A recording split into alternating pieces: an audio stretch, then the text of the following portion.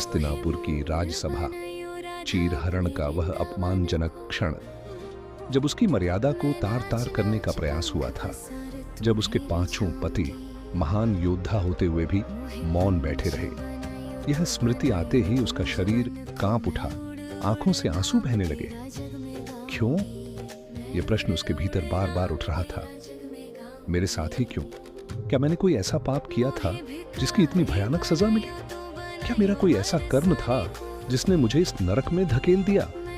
उसी क्षण जैसे उसकी पुकार सुन ली गई हो, दूर से बांसुरी की मधुर धुन सुनाई दी। वह धुन जो हर पीड़ा को हर लेती है। द्रौपदी ने आंखें उठाईं। सामने श्री कृष्ण खड़े थे। उनके चेहरे पर वही शांत मुस्कान, आंखों में अथाह करुणा और दिव्य तेज। उन्हें देखते ही द्रौपदी फूट पड़ी। यह रोना एक साधारण स्त्री का नहीं था, यह एक टूट चुकी आत्मा का विलाप था। कृष्ण धीरे से उसके पास आए और उसके समीप बैठ गए।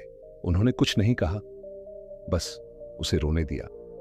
द्रौपदी रोती रही तब तक जब तक आंसू सूख नहीं गए, जब तक सिसकियां थम नहीं गई। कुछ समय बाद उसने अपना चेहरा उठाया, लाल आंखों से कृष्ण को देखा और कहा, हे माधव, आप सर्वज्ञ हैं।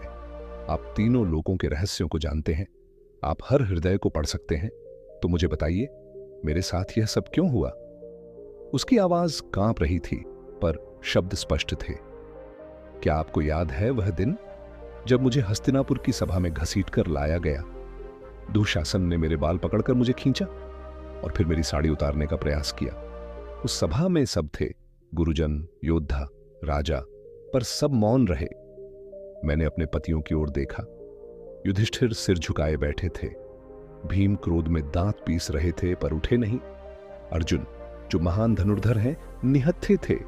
नकुल और सहदेव आंसू बहा रहे थे।